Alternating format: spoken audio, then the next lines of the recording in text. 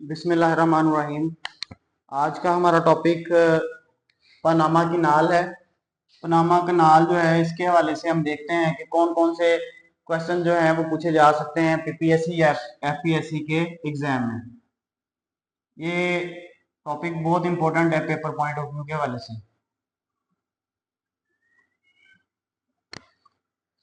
Panama canal जो है ये इसका बनाने का मकसद था कि एक कंट्री से या एक कंटिनेंट से दूसरे कंटिनेंट तक ट्रेड जो है वो आसान हो सके, कम वक्त में हो सके और कम खर्च हो सके। इस वजह से इसको तामीर किया गया। तो इसकी सबसे पहले लोकेशन की बात करते हैं। लोकेशन इसकी पनामा कंट्री है, नॉर्थ अमेरिका कंटिनेंट।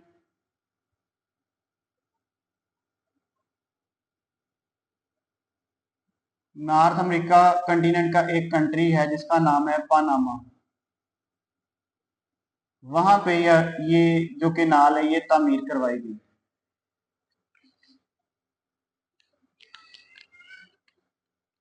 इसके बाद इसके बारे में इंपॉर्टेंट क्वेश्चन जो है वो पूछा जा सकता है कि it connects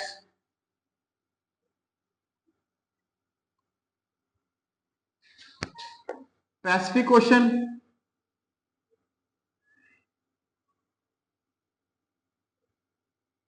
and Atlantic ocean.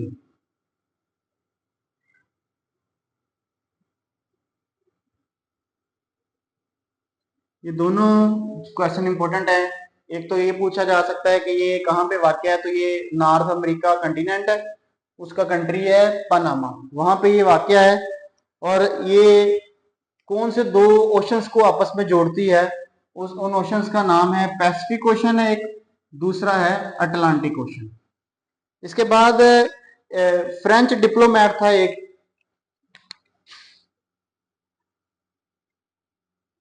French diplomat.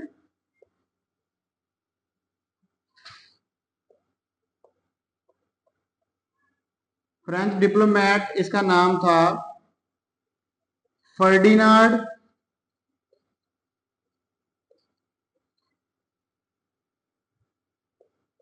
D लेसप्स।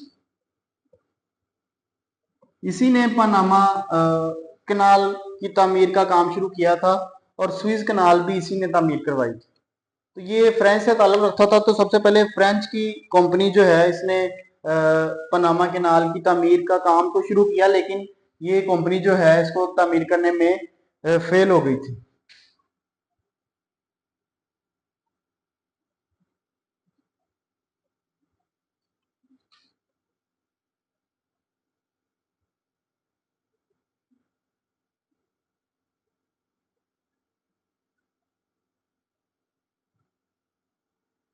Panama canal को तामीर करने की कोशिश या काम जो है वो स्टार्ट किया था फ्रेंच कंपनी ने, और लेकिन ये कोशिश जो है वो फेल हो गई थी।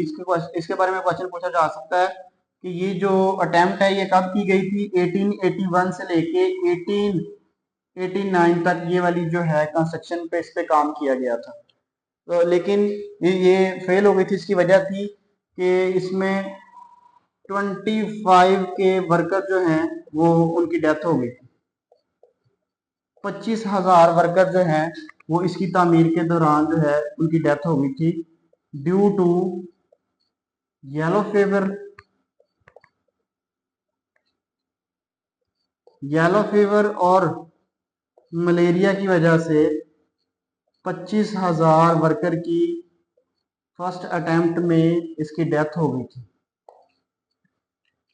जो फ्रेंच जो थे वो इसको पनामा की बजाय निकारगुआ कंट्री है, निकारगुआ, वहां से ये तामीर करना चाहते थे।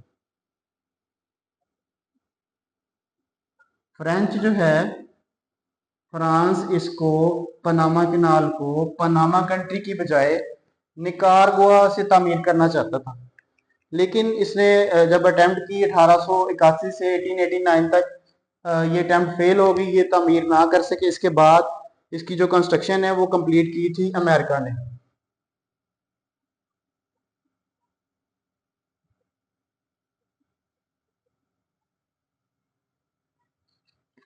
इसकी कंस्ट्रक्शन 1904 से 1914 तक की गई, यानी कि 1904 में इस पे काम हुआ था और 1914 तक ये मुकम्मल हो चुकी थी। 1914 तक ये तामीर की थी अमेरिका ने, बाई अमेरिका। पहली दफा फ्रांस ने कोशिश की इसको तामीर करने की, उसके बाद अमेरिका ने इसको कामयाबी से तामीर कर लिया।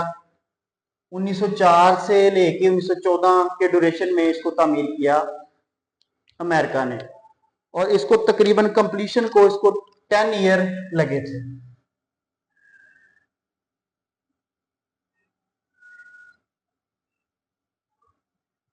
इसको मुकम्मल होने में तकरीबन 10 साल का अरसा लगा पनामा कैनाल को।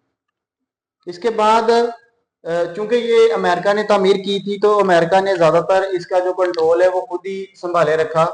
अमेरिकन कंट्रोल में ये पनामा कैनाल जो है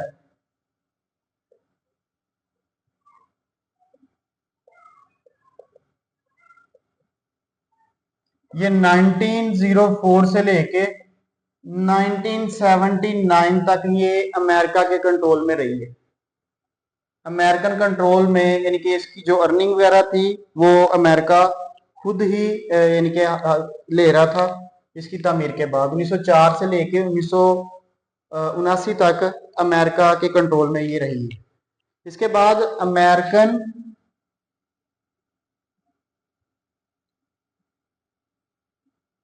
एंड पनामा कंट्रोल,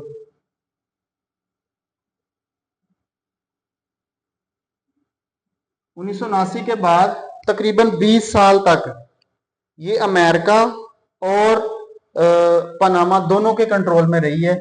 1979 से लेके 1999 तक ये अमेरिकन और पनामा दोनों के कंट्रोल में रही है, और ये तकरीबन 20 ईयर का अरसा बनता है। इसके बाद बात करते हैं Panama complete control.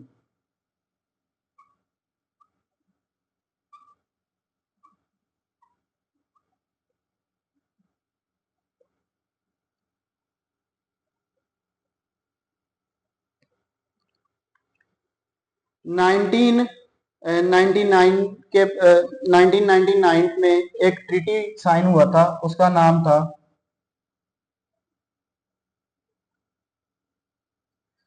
Quarter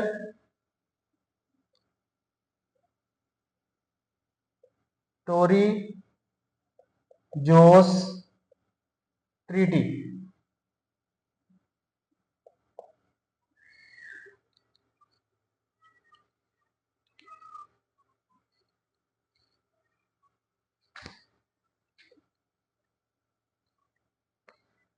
Panama complete control जो है वो कब हुआ था? इसके बाद एक ट्रीटी हुआ था 1999 में। 31 दिसंबर 1999 में पनामा का कंप्लीट कंट्रोल पनामा कैनाल पे हो गया था, पनामा कंट्री का। और ये किस ट्रीटी के तहत हुआ था? उस ट्रीटी का नाम है टोरिजोस कार्टर ट्रीटी। ये जो ट्रीटी है ये 1977 में साइन हुआ था, और इस ट्रीटी के मुताबिक पनामा को मुकम्मल कंट्रोल 31 दिसंबर 1999 को इस पनामा कैनाल पे मुकम्मल कंट्रोल उसको हो गया था। इसके बाद इसमें से जो इम्पोर्टेंट क्वेश्चन और एक बनता है वो है ग्लोबल ट्रेड।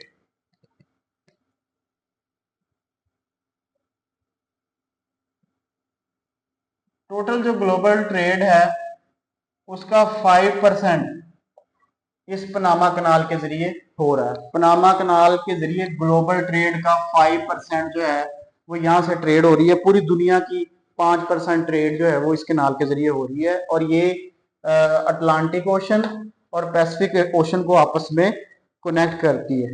इसके बाद इसकी रेवेन्यू या अर्निंग की बात करें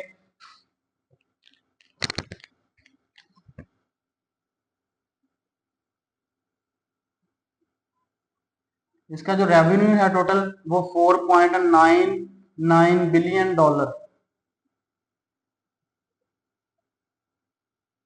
रहा है रिसेंटली। ये रिसेंट फिगर है, यानी कि जो सबसे एंड पे इसने अर्निंग है पनामा ने इस कैनाल के जरिए की है वो है $4.99 बिलियन। तो ये वो इम्पोर्टेंट क्वेश्चन है जो पेपर में पनामा कैनाल से मुतल्लिक पूछे जा सकते हैं।